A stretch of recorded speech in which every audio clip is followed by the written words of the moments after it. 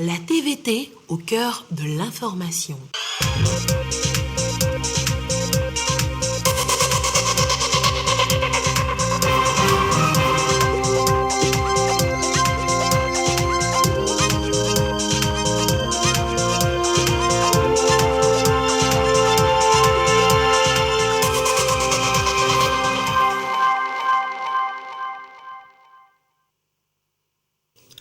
Merci de suivre le journal sur la télévision togolaise. En voici d'abord les titres. Les praticiens des finances publiques de l'UEMOA revisent à Lomé le plan comptable de l'État. Ils travaillent à corriger les insuffisances observées dans l'application du document adopté en 2009. Quel est le sort de l'Hôtel de la Paix? Le sujet a intéressé la rédaction qui a enquêté autour de ce joyau architectural hors service depuis le début des années 2000. Vous le verrez dans ce journal. Et puis Jean-Paul Belmondo, il ne vivra désormais que dans ses œuvres. L'acteur français a passé l'arme à gauche ce lundi. Il avait 88 ans. Bonsoir madame, bonsoir monsieur. Les praticiens des finances publiques de l'UEMOA sont en réunion à Lomé. C'est la 11e réunion et qui discute de la révision du plan comptable de l'État adopté en 2009 et qui, en son application, révèle certains manquements. Précision et explication, Marie-Ange Bida. Le plan comptable de l'État adopté au sein de l'espace UEMOA va être retouché. Motif, des insuffisances constatées dans son application au sein des États membres. Le document sera revisité par les experts venus des 8 pays.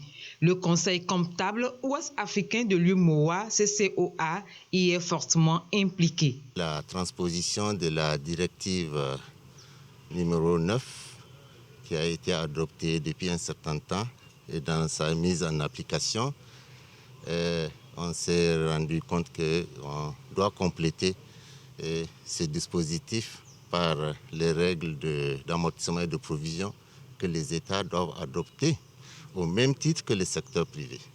Donc il s'agit de définir un nouveau cadre référentiel de la comptabilité publique qui tient compte du patrimoine de l'État. Le nouveau plan comptable de l'UEMOA intègre de nouvelles normes. De quoi rendre les finances publiques plus accessibles et compréhensibles à tous citoyens. L'ensemble du patrimoine de l'État sera désormais connu à travers les documents comptables qui sont publiés annuellement. Il faut savoir que dans nos États, nous avions avant une comptabilité dite de caisse. C'est-à-dire on enregistrait seulement les paiements et les décaissements. Maintenant, nous voulons tenir compte de l'ensemble des engagements de l'État, les dettes, les créances, et tenir compte aussi de l'usure des biens de l'État. Tous ces éléments n'étaient pas pris en compte avant. Donc il faut que la comptabilité se modernise et que désormais l'État ait une comptabilité comme celle des entreprises et que tous les citoyens puissent lire ce que l'État possède, quelles sont ses dettes, qu'est-ce qui lui coûte cher, qu'est-ce qui ne lui coûte pas cher, etc., etc. De 1,8% en 2020, le Togo est passé à un indice de croissance de 4,8% en 2021. Un progrès à l'actif du gouvernement qui reforme de plus en plus pour relancer l'économie. Et on va se rendre dans la région des Savanes pour parler de ce renforcement de capacité des jeunes leaders de la commune de Tonne 4 sur la gouvernance locale. C'est en fait un micro-projet qui est lancé pour plus impliquer les jeunes dans le contrôle citoyen de l'action publique. Précision, Gérard Lagdo.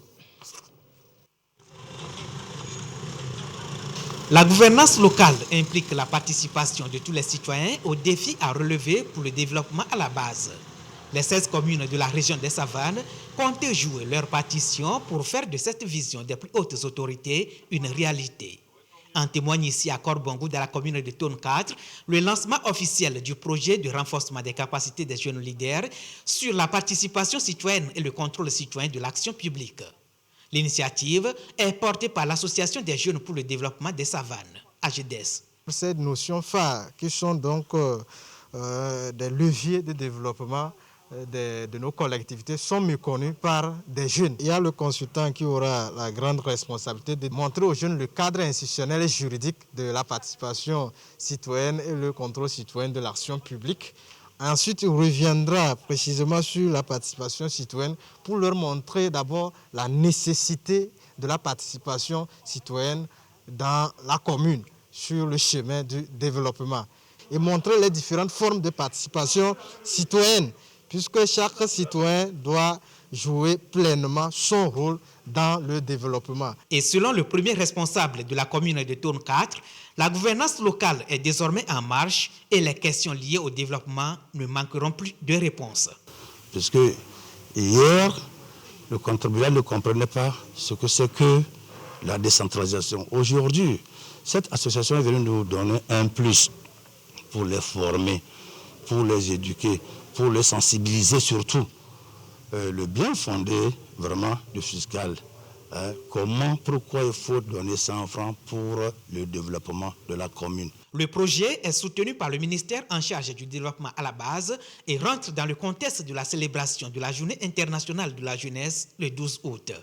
La promotion de l'éducation, surtout chez la jeune fille, l'emploi des jeunes, la santé, l'environnement, la paix, la sécurité et bien d'autres encore sont au programme de l'Association des jeunes pour le développement des savanes AGDES depuis sa création en 2012. Et on reste toujours dans les savanes et avec Gérard Lagoudou pour signaler donc la fin du projet d'appui aux femmes transformatrices du riz étuvé. Projet financé à hauteur de 45 millions de francs CFA par l'Organisation internationale de la francophonie. Après donc 8 mois de parcours, l'on en dresse un bilan satisfaisant. 8 mois de vie et l'impact reste perceptible chez les groupements de femmes spécialisées dans la transformation du riz étuvé dans la région des savanes. À travers le fonds dénommé Francophonie avec elle, 3 grands axes ont été définis et pris en compte. D'abord, la promotion des droits socio-économiques des femmes. Ensuite, l'accès aux soins de santé à travers l'Union des mutuelles de santé des savanes. Et enfin, la production du riz de qualité et de quantité, puis la commercialisation. À travers ce projet, les femmes à la base ont développé quand même une stratégie de mobilisation en interne. Et ça a permis aux femmes de renforcer et de développer d'autres AGR, ce qui du coup a amélioré le revenu de ces femmes-là, ce qui constitue un appui. Sans l'intervention du projet, les femmes n'allaient pas avoir une telle situation. Nous remercions également la francophonie parce qu'à travers cette action, les femmes quand même ont eu le courage de faire les démarches vers les autorités. Nous rappelons pour l'installation des kiosques où ils doivent commercialiser leur riz. Avant, les produits se vendaient en vrac. Mais les femmes ont maintenant la possibilité de vendre sur mesure, sur kilo, et aussi des emballages qui sont là. Du coup, le prix en vrac n'est pas le même que le prix emballé. Et là, les femmes ont toujours leur revenu amélioré, et ceci grâce à nos partenaires que nous remercions sincèrement. Démarré en janvier dernier, le projet d'appui aux femmes transformatrices du riz étuvé dans la région des savanes a été piloté par RAFIA. Recherche, appui et formation aux initiatives d'autodéveloppement. Les bénéficiaires ont tiré profit malgré les difficultés liées à la crise sanitaire Covid-19. Pour la suite, en termes de pérennisation, les femmes ont eu des formations nécessaires qu'elles vont mettre en œuvre, ces formations. Les installations sont là donc pour produire le riz de meilleure qualité. Et les marchés sont déterminés et prochainement, nous pensons que les activités vont se poursuivre. Coût global du projet, 44 667 800 francs CFA décaissés par l'Organisation internationale de la francophonie OIF avec une contribution à hauteur de 20% venue des bénéficiaires. Et l'on quitte les savanes pour la capitale. Loyer de plus en plus cher, caution exorbitante. Louer une chambre à Lomé est devenu depuis un moment un véritable parcours de combattant. Et la situation ne s'améliore pas au jour le jour. Le sujet, un vrai casse-tête, interpelle les décideurs. Nous vous proposons de regarder ce que vous vivez sans doute également avec Urich Amega. Le jour se lève sur les toitures de cet ancien quartier de la capitale togolaise, Badago. À l'étage de cet immeuble se trouvent les locaux de cette entreprise spécialisée en développement d'applications. Un appartement acquis depuis 2018, mais non sans difficulté. Le loyer actuellement nous revient à 120 000 francs le mois. Nous avons donné une caution de 10 mois, donc ça fait banalement 1 200 000. C'était difficile, mais je pense que c'est le moins qu'on a eu à trouver. Toute une fortune pour se procurer un logement ou un local pour ses activités, cela est monnaie courante un peu partout dans le Grand Lomé. Cette dame, boutiquière ici à Kégué, n'y a pas non plus échappé. pour nous vivre avec quoi oh on l'a avant ça 1 an 6 mois on l'a non de coucou kakabe o de coucou benade 3 mois les ici on est wene do de on a talk bena be awo ta mi de coucou gande que zo gbeji mu le ya le gbonye fie vidi ya o mu e no ha ya fie na mi akoto kwa mewo ye hia bo la ha na mi vo fia o be 20 000 o la ha ke gbale me ve vere to a enyi be palo chama na nyu gaze chama na nyu. Ancien comme nouveau quartier, nul endroit ne fait exception à ce qu'il convient d'appeler la surenchère immobilière actuelle. Direction Djaglé, une banlieue de la capitale. Malgré la distance par rapport au centre-ville, le phénomène de la cherté des loyers et cautions se fait de plus en plus ressentir. Tu veux prendre une pièce, par exemple, on te dit c'est à 10 000, c'est à 15 000. Et ce qui est pire même, la caution, on te demande de donner à peu près 10 mois ou bien 1 an, ce qui est insupportable. Mais au moment où tu veux partir et que tu réclames l'avance là, ça devient un problème. 3 mètres sur 4 magasins viticulteurs sont 15 000 francs par mois. On y va auprès de 2 millions. On a démarré l'activité au Blonbe. On y a 10 mois, 15 000 francs par mois, fois 10, ça fait 750 000. 750 000 là, pour 1 million et quelques. 1 million et quelques, comment je peux gérer? Gouvernement néerlandais. La situation devient embarrassante, mais les propriétaires de maisons tentent de se justifier. Ciment, 50 à 45 000. Quand tu coupes blaton, alors blanc le voiton, et la corée.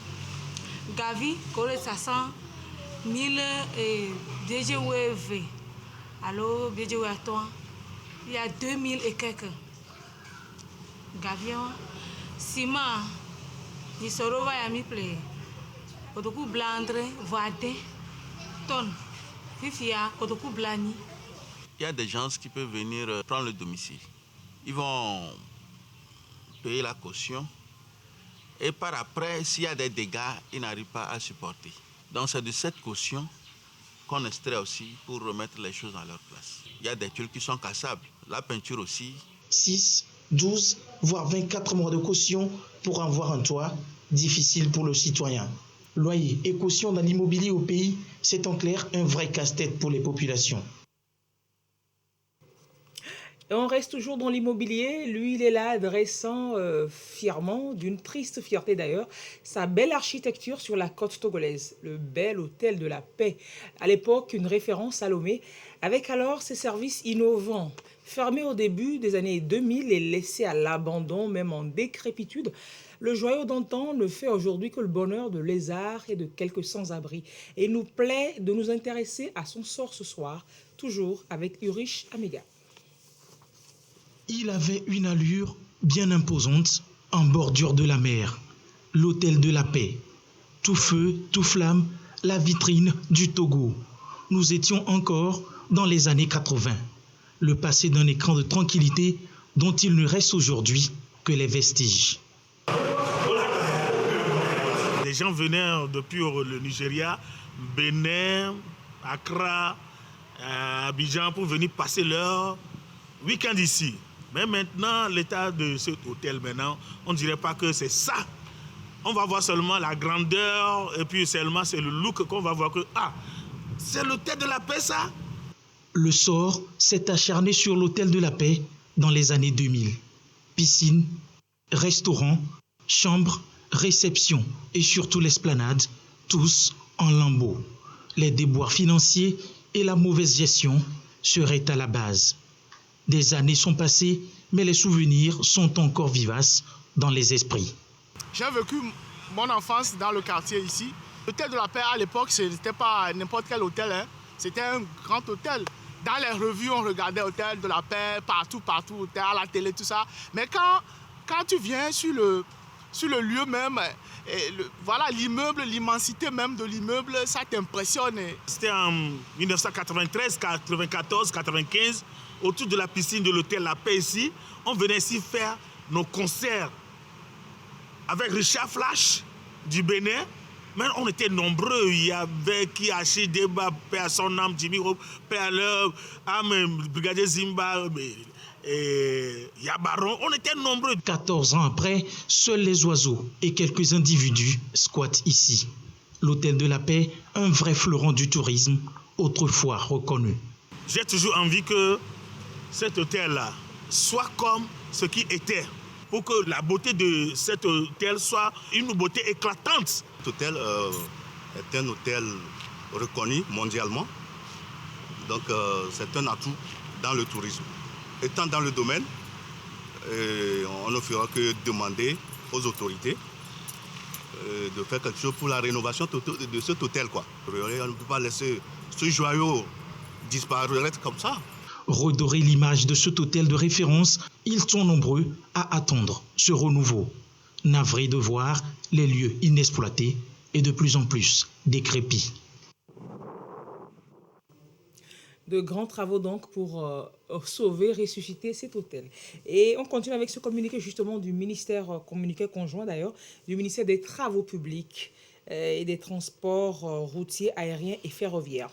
Les ministres des Travaux publics et des Transports routiers, aériens et ferroviaires portent à la connaissance des riverains et usagers de la route nationale numéro 1 que suite aux abondantes pluies enregistrées ces derniers jours, il est apparu 3 points critiques, notamment à Kpélé, situé à 93 km de Lomé, à Ngotchen et à la sortie nord de Wahala sur la route nationale numéro 1, avec des dégradations qui ont entraîné un rétrécissement de la chaussée. Il s'agit de l'érosion des accotements et de l'effondrement d'une partie des buses installées sous la chaussée. Les travaux de remise en état sont en cours. À cet effet, le ministre des Travaux publics et le ministre des Transports routiers, aériens et ferroviaires exhortent les usagers de la route nationale numéro 1 à la prudence et au respect de la signalisation circonstancielle. À cet effet, le ministre des Travaux publics et le ministre des Transports routiers, aériens et ferroviaires exhortent les usagers donc de la route nationale numéro 1 à la prudence et ils remercient d'avance les usagers de cette route pour leur compréhension et leur civisme. Le communiqué est signé donc par les deux ministres des Travaux publics et puis le ministre des Transports routiers, aériens et ferroviaires. La gendarmerie nationale a mis la main sur une dizaine d'individus de nationalité togolaise et béninoise, et puis nigériane également. Ils sont ces individus complices et auteurs d'actes criminels à Lomé et à Langabou, dans la préfecture de Blita, entre juillet et août 2021. Des perquisitions opérées à leur domicile ont permis de découvrir ordinateurs, armes à feu, machettes et joints de cannabis. Clarisse Atikle, précision. C'est un vaste réseau de malfrats qui opère de Lomé jusqu'à Langabou dans la préfecture de Blita, reconnu dans les braquages et cambriolages de maisons des citoyens, de la mairie d'Aguagny V6 à Detikopé et d'une société de commerce à Legbasito. Ils sont une dizaine d'individus de nationalité togolaise, béninoise et nigériane à être interpellés par la gendarmerie nationale. Il s'agit des nommés Ayeje Kosivi Pascal, 37 ans, Chirenga Kujosem, 40 ans, Bocho Kofi, 32 ans, Dadji Jacques Simplice, 29 ans, Abalo Yaouvi, 34 ans, Abalo Ami, tous 6 de nationalité togolaise, et Madougba Marc-Laurence Chizom, 44 ans, Vincent Michael Evra, 44 ans, Ikenga Choukou Nonso, 41 ans, Ouzouogbu Emmanuel Okpe, 33 ans, de nationalité nigériane. Les investigations menées ont permis d'établir que ces malfrats sont en étroite relation avec un autre groupe de braqueurs actifs basé dans le secteur de Langabou, dans la préfecture de Blita, dont 3 ont également été interpellés dans la même période par la gendarmerie nationale. Le mode opératoire de ces braqueurs, munis d'armes de guerre de fabrication artisanale ou d'armes blanches, consiste à faire irruption de jour ou de nuit, cagoulés ou à visage découvert dans les domiciles de leurs cibles, dans les services, magasins ou boutiques présentant un intérêt particulier. Ils tiennent en respect leurs victimes, les dépouillent de leurs biens avant de prendre la fuite à dos de moto non immatriculée ou à pied. Les braquages ont eu lieu entre juillet et août 2021. Au cours de chacun de leurs forfaits, ces individus ont emporté d'importantes sommes d'argent et divers biens matériels retrouvés à leur domicile. Les perquisitions opérées au domicile des nommés Madouba Marc Laurence Chison et Vincent Michael Evra ont conduit à la découverte et à la saisie d'un pistolet automatique de fabrication autrichienne de marque Glock et son chargeur vide, que ces derniers estiment appartenir à un de leurs compagnons en fuite. Des joints de cannabis. Au domicile du nommé Ayeje Kosivi Pascal, il a été découvert 2 ordinateurs portatifs, dont un emporté lors du cambriolage des bureaux de la mairie de la commune Agoy-Nivé 6 à Atetikopé. 2 machettes et plusieurs téléphones portables comportant des photographies de plaquettes de cannabis. Prudence et vigilance donc de la part des citoyens. Ces braqueurs utilisent des hommes comme guetteurs et des dames comme appâts. Ils ont pour mission de fournir des informations sur les personnes et les lieux ciblés afin de planifier leur forfait. Ce communiqué de l'Assemblée nationale pour poursuivre ce journal, la présidente de l'Assemblée nationale informe les honorables députés que conformément à l'article 55, alinéa 3 de la Constitution, l'ouverture de la 2e session ordinaire de l'année, initialement prévue pour ce mardi 7 septembre 2021 à 9h, eh bien, cette session est repoussée à 15h. Au siège de l'Assemblée nationale. Le communiqué est signé donc à Lomé ce 6 septembre 2021 par la présidente Yawa Djigboli Tchegan. On va faire le point de l'actualité en Guinée. Vous le savez, depuis hier, le président Alpha Condé est déposé. La junte militaire qui a pris le pouvoir a instauré, comme ça s'ensuit souvent, des mesures d'exception. Regardons. En Guinée, le coup d'État militaire de dimanche a donné lieu à des scènes de joie dans le pays, notamment dans les banlieues réputées favorables à l'opposition. Conduit par le lieutenant-colonel Mamadi Doumbouya, ce putsch a pour but, selon les militaires, de rendre la politique au peuple. Un porte-parole des militaires a apporté des précisions ce lundi sur le sort du président Alpha Condé. Nous voulons rassurer la communauté nationale et internationale que l'intégrité physique et morale de l'ancien président n'est pas engagée. Nous avons pris toutes les mesures pour qu'il ait accès à des soins de santé, également qu'il soit en contact avec ses médecins. Tout se passera bien. Au moment venu, on fera des communiqués. Les militaires ont annoncé dissoudre le gouvernement, les institutions et la constitution qui avaient fait adopter l'ancien président Alpha Condé pour se maintenir au pouvoir pour un 3e mandat. Aucun décès n'a été rapporté officiellement après le coup d'État. Les frontières terrestres et aériennes ont été fermées. Le CNRD appelle les fonctionnaires à reprendre le travail dès ce lundi. Le couvre-feu est instauré à partir de 20h sur toute l'étendue du territoire national et ce jusqu'à nouvel ordre.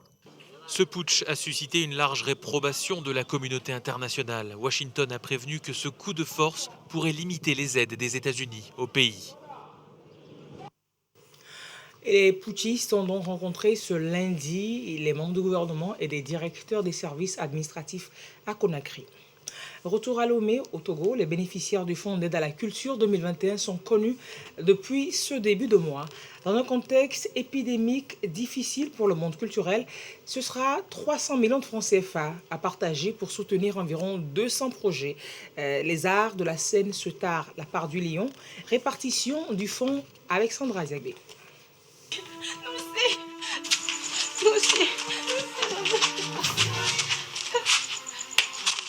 300 millions de francs CFA pour 512 projets.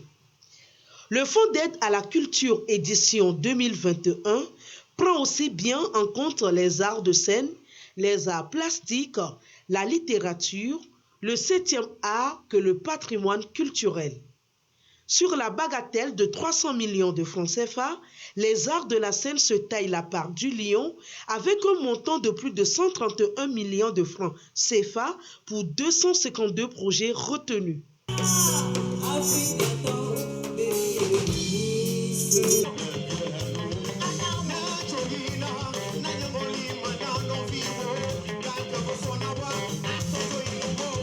Les arts plastiques, eux, bénéficient d'un financement de 31 millions de francs CFA contre environ 58 millions pour le 7e art.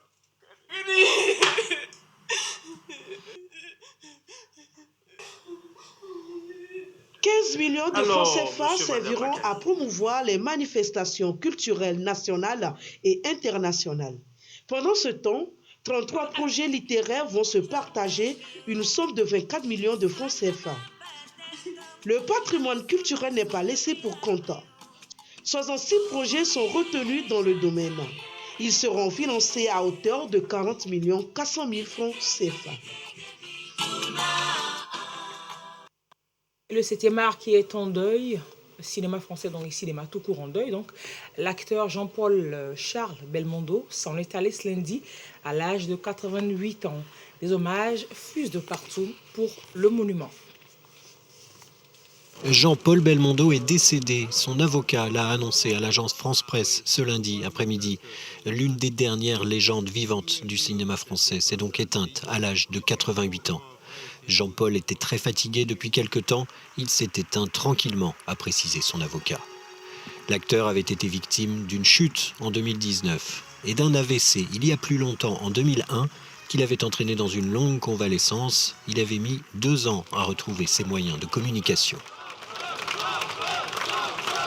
Depuis très diminué, il continuait pourtant de garder sourire et optimisme, faisant affirmer régulièrement à ses proches qu'il allait bien et qu'il restait plein de joie de vivre. Parlons de cinéma, ce qu'on va suivre, ce n'est pas de la fiction, mais un documentaire avec une extraordinaire héroïne. Elle s'appelle Priska Stienei, elle est née en 1923 et elle commence l'école à 94 ans pour inciter les filles de son pays à suivre des études, inspirant d'ailleurs pour les filles de tous les autres pays.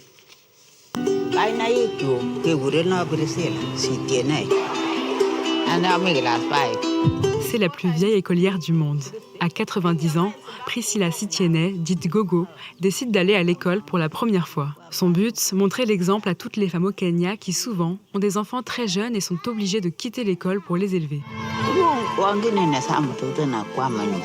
Un film retrace le parcours hors norme de cette nonagénaire. Alors qu'elle n'avait jamais quitté son village, elle s'est rendue à Paris pour la promotion avec son arrière-petite-fille. Je suis très contente de faire ce voyage, surtout avec mon arrière-petite-fille, pour qu'elle puisse regarder et apprendre l'importance d'aller et de rester à l'école. Je crois qu'elle inspire beaucoup d'étudiants au Kenya et tout autour du monde pour aller à l'école. Le réalisateur Pascal Plisson a vécu 15 ans au Kenya. Il découvre l'histoire de Gogo dans un article de presse locale. Évidemment, moi, ça m'a interpellé et donc je suis allé immédiatement au Kenya rencontrer Gogo.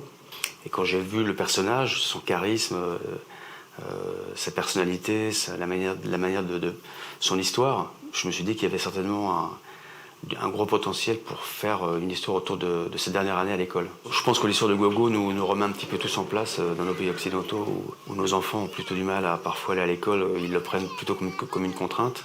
Depuis l'inscription de Gogo à l'école, son établissement a gagné plus de 300 étudiants. Avec la sortie du film, elle espère faire changer les mentalités sur le long terme. Et le titre du documentaire que vous pourrez chercher est Gogo. On vous rappelle ce communiqué de l'Assemblée nationale, la présidente de l'institution donc informe les honorables députés que conformément à l'article 55 de la Constitution, article 55 alinéa 3, l'ouverture de la deuxième session ordinaire de l'année, initialement prévue pour ce mardi 7 septembre 2021 à 9h, est repoussée à 15h au siège de l'Assemblée nationale. Le communiqué est signé par la présidente Yawa Djigbori Tchegan.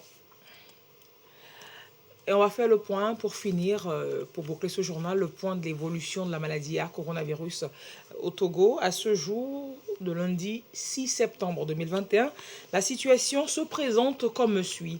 Le nombre de cas confirmés est de 22 625 cas. Nous avons 63 nouveaux cas depuis hier. Le nombre de personnes guéries est de 17 669. Nous avons 30 nouveaux guéris depuis hier. Le nombre de cas actifs à ce jour au Togo est de 4 759. Le nombre de décès est porté à ce jour à 197. Nous avons un nouveau décès depuis hier chez une personne non vaccinée et porteuse de comorbidité. Le point est signé par le ministre de la Santé, de l'Hygiène publique et de l'Accès universel aux soins, le professeur Moustapha Mijiawa. C'est ainsi que se referme ce journal. Merci de l'avoir suivi. Restez sur la TVT pour la suite de ces programmes. L'édition de nuit vous sera présentée par Yata Aratem. Au revoir et à très bientôt.